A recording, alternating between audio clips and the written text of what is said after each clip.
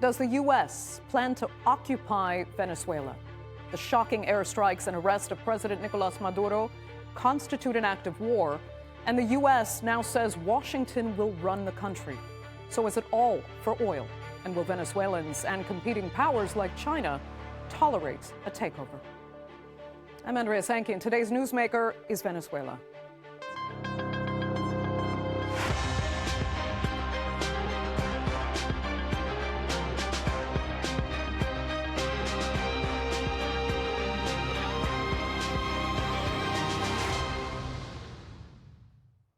Well, many have called U.S. action in Venezuela an illegal military overreach, reminiscent of interventions past. But the U.S. has gotten away with it before, and President Trump is betting he will again. In fact, unlike U.S. action in Iraq, Trump has made it clear that his administration wants to run the country and extract its oil. The arrest and extradition of the Venezuelan president happened so fast, most world leaders were left stunned and unprepared to respond.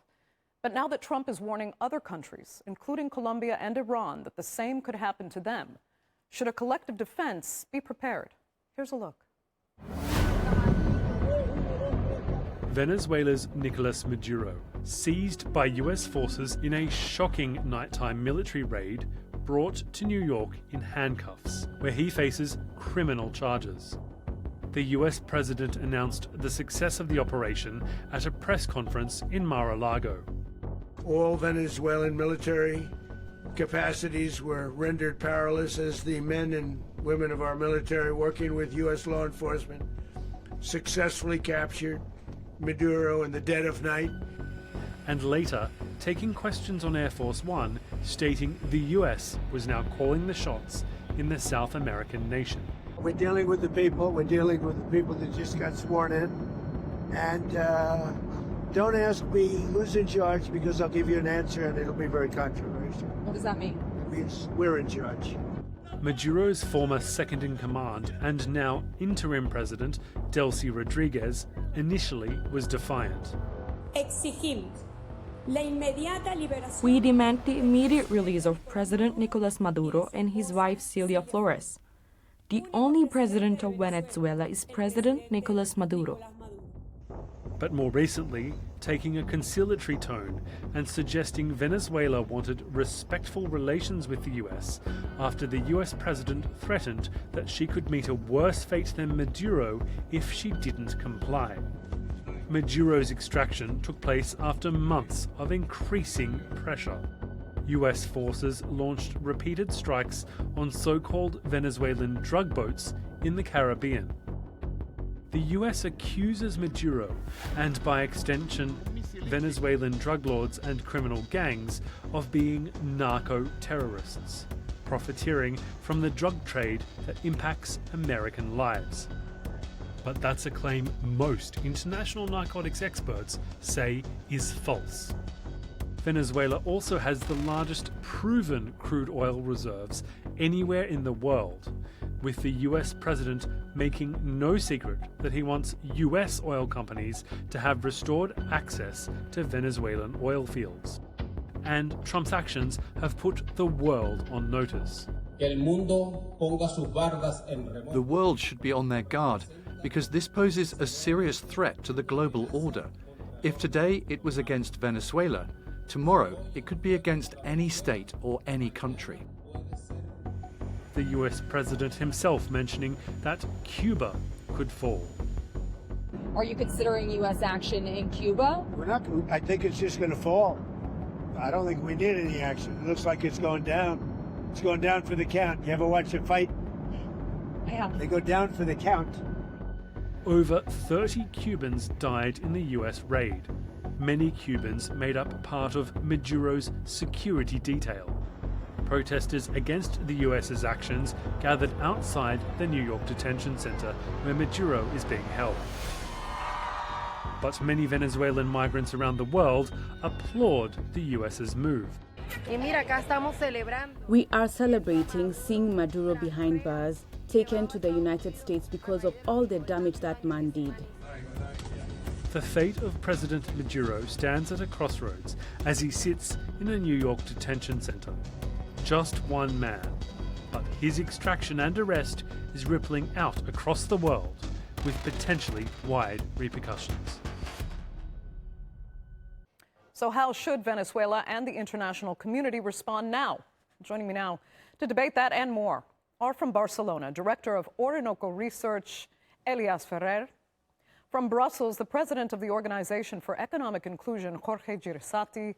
And from Leeds, author of Representing the Barrios, Culture, Politics, and Urban Poverty in 20th Century Venezuela, Rebecca Jarman. Thank you all so much for being with me. Jorge, I'll start with you. As someone who was never a proponent of Maduro, how are you feeling now about what's happened?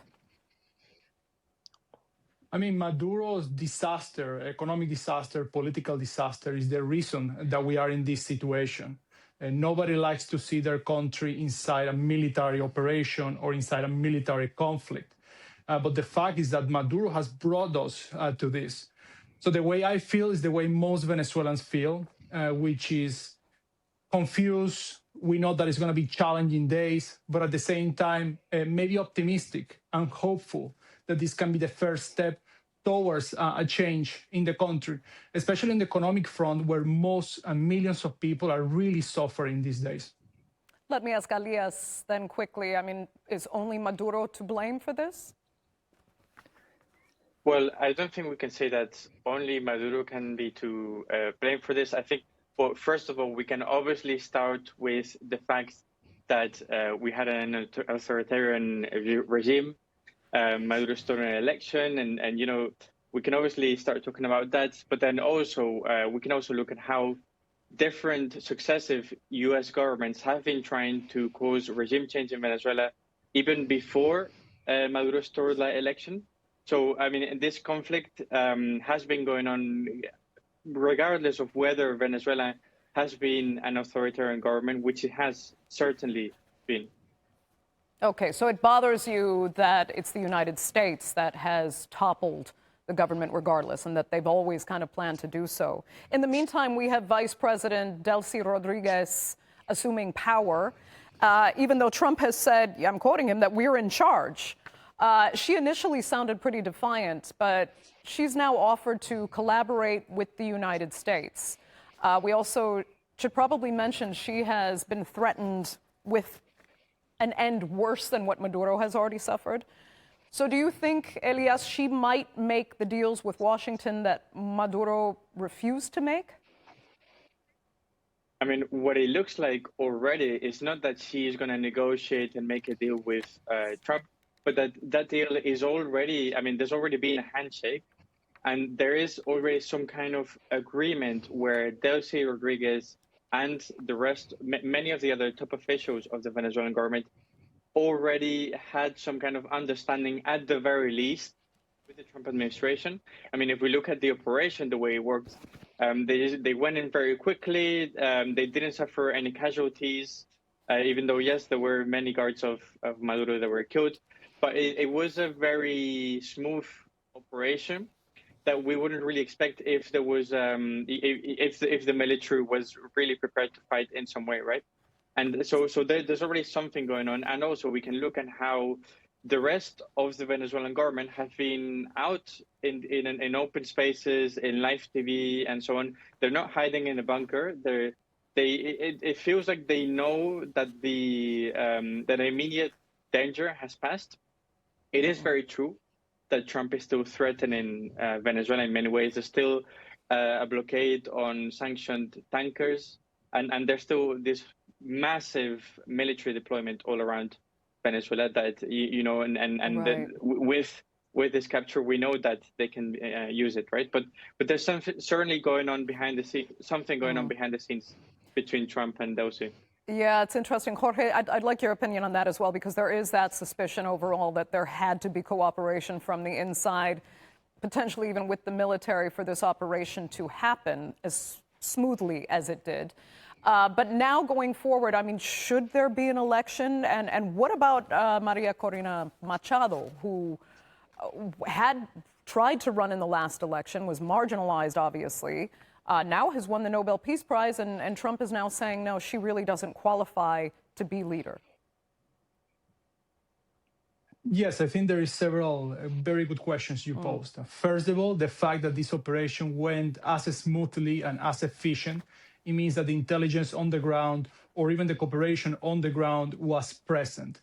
Otherwise, the operation would have taken way longer, it would have casualties, etc. When it comes to Venezuela, transition periods of all these scenarios are always extremely complex. And the most important thing that this period has to have is security. It has to have security, and it has to have, of course, buy-in from different factions of the country. So, of course, negotiations are being taking place. And, of course, eventually there needs to have free and fair elections. But we cannot think about any kind of election. We cannot think about any kind of even economic recovery. We cannot even talk about any investment if there is no security in the country. And security can only be achieved in two ways. First of all, there has to be a set of professional Venezuelans with the authority, with the know-how, with the technical expertise to guarantee this. There has to be buy-in from the people of Venezuela of this process. And there has to be, of course, involvement, engagement from the Americans. If you really have these three pillars, these three aspects, you can build a transition that will bring eventually elections, peace, and democracy in Venezuela, which I believe all of us in this call, that's what we want. Right. Let me ask Rebecca, though. I mean, having heard what Jorge just said, that sounds like the formula for a more or less peaceful transition, but this isn't what the Americans are saying. They are saying, we will run the country. We're taking this oil as if it's owed to them, and we will be reimbursed for it somehow. How well do you think this can go? Well, it depends on who it goes well for, who we're referring to when we say, how well is it going to go? So for many, this marks a transition point in US politics and US politics towards Venezuela, from the notion of being a good neighbor, of negotiating in quite liberal terms with Venezuela, to a return to what's often known as gunboat democracy or gunboat governance. I don't think there is necessarily the conditions in place to move, or certainly not imminently to move towards what the scenario that Jorge described as being this peaceful, democratic, egalitarian transition to democracy. Rather, I'm concerned that this means a ramp up in violence in the country, a ramp up in oppression and in US interference, which ultimately is to serve US interests and to serve Trump's interests, which is to exercise influence in the region on a greater scale than the US has been able to do in recent years. Yeah, Rebecca, just quickly, last time you were on the program, you kind of downplayed the prospect for war between the U.S. and Venezuela. So I imagine you were pretty shocked by what's happened. So, I mean, what response do you even think Venezuela and the global community, especially its allies, should actually take now? Yes, I was shocked, like many people, although this is a kind of logical step up from some of the actions that we had seen previously. So the military blockade that had been ongoing needed to lead to somewhere, otherwise it would have been very embarrassing for Trump. So this is, in some senses, a logical next step. Trump hinted that he would be open to further violence or further attacks on the country. That's not necessarily war, although I guess they are acts of warfare, if Delcy Rodriguez was not to cooperate. Now, I suspect that she will cooperate because she has no real choice. Not only is this necessary for the regime to survive, but also for her own political and personal safety. That Trump said that there would be greater repercussions for her than for Maduro. So, that's a veiled threat if I've ever heard one. So I think that she will be, for personal and political reasons, very much persuaded to support Trump, to kind of do his bidding, as it were. And she's well positioned within the country to represent his interests and negotiate with the other actors, other members of the inner circle, to persuade them that they should cooperate. Right. Elias, overall, do you think Venezuelans would tolerate what could become an occupation of their country? How many are going to be grateful for the U.S. intervention here, and how many may potentially rise up against what some are calling an attempt at recolonizing Venezuela? Well, I think that it's not as straightforward as the United States intervening and occupying the country, right? And it's not even, you couldn't even say the U.S. is liberating or freeing the country either, because then we still have the same government in place just without Maduro. So it's a very strange situation. I really do not see a U.S. military occupation, because it wouldn't, especially for Trump, it would entail committing for the long term, and then you allow for many things to go wrong and all of that. So for very practical reasons, Trump is not going to do an occupation. Now, there is a certain part of the population that does have a very strong anti-US or anti-imperialist sentiment, and obviously not going to like this at all. But as I said, it is a very complex situation where, you know, the U.S. is imposing certain conditions, but the government is still, I mean, you still have the same ministers, the vice president becomes president and so on. So it's not like the government has changed. So not now. I really don't know. I mean, one theory is that even if the same government remains in place, it will be compromised to the point of really just being a puppet government. It won't be given a choice, but then to cooperate with the U.S. effectively as what they say it would be a colony. And people will know that. Even if it's they try to paint it as something, oh, we've liberated you, you should be happy now. And eventually we'll have elections. So let me ask Jorge the same. I mean, where do you see? Go ahead. Yes, if I may. You need to put yourself on the shoes of somebody who is from Venezuela or is in exile right now in Venezuela. We're talking about 19% of people in poverty, 50% of people in extreme poverty, 4 years of hyperinflation. In 10 years, we have lost 70% of our economy.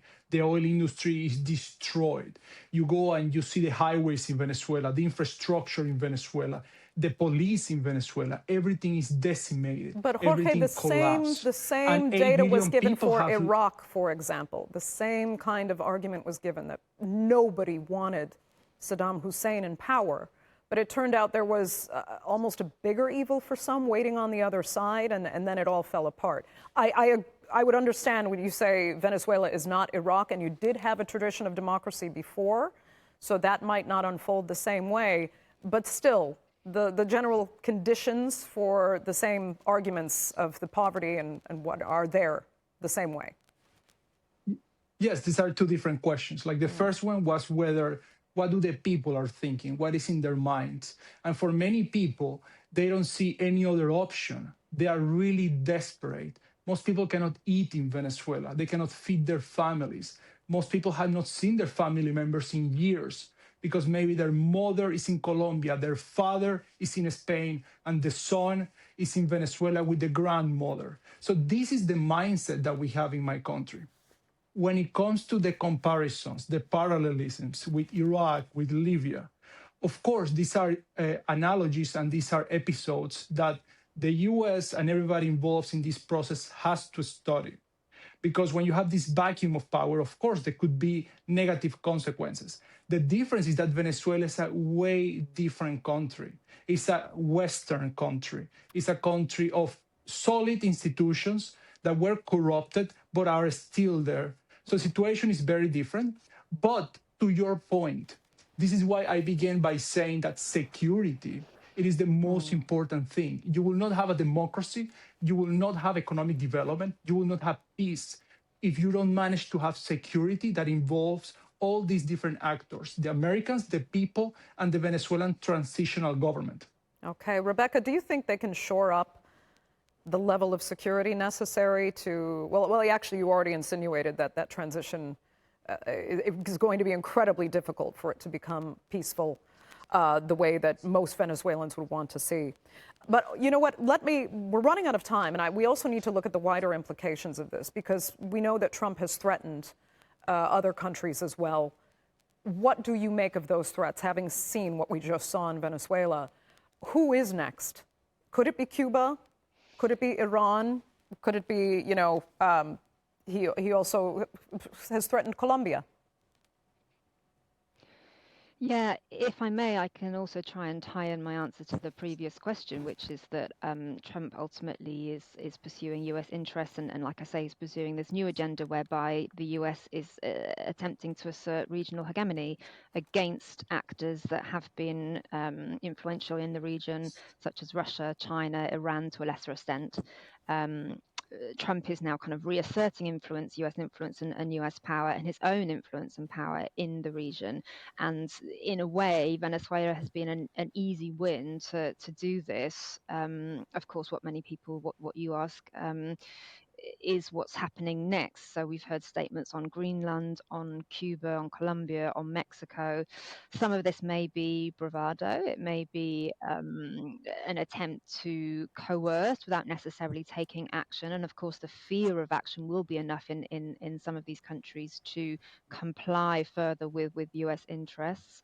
On the Cuba question, that's an interesting one. We've seen some tensions between Trump and Marco Rubio already. I think Marco Rubio would have wanted to work with the opposition, and it's Marco Rubio who has largely been pushing the Cuban agenda as well. So we'll see. I mean, this may be a breaking point between the two of them, depending on their differences of opinion. Trump may not feel it's strategic enough to go after Cuba because of a lack of resources there, whereas Rubio may feel like this is at the heart of his policy and the heart of his base, and that he is politically obliged to oversee some sort of intervention. So we'll have to watch and see how that plays out. It's interesting, Elias, because one of the arguments in Cuba's favor, if I can put it that way, is that it doesn't have oil. Venezuela does. And one theory going around is that, this further embargo on Russian oil means cheap oil from Venezuela is needed to compensate. So the U.S. believes that it will get that cheap oil, but Trump is expecting also to be reimbursed, as we said.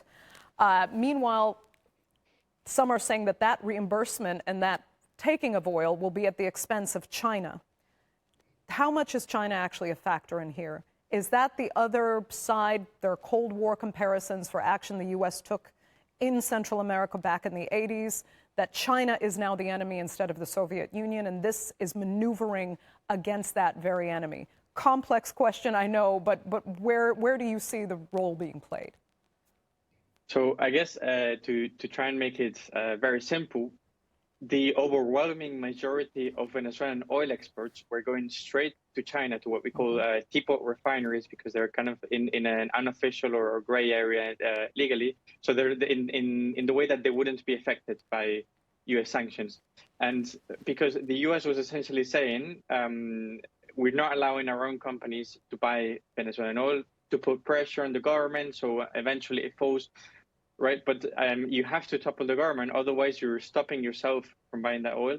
And China, because it was the only buyer, it was the only game in town, it was asking for very steep discounts of about $30 to the barrel, which is, I mean, it's massive really in economic terms. It was demanding those massive discounts from Venezuelan sellers.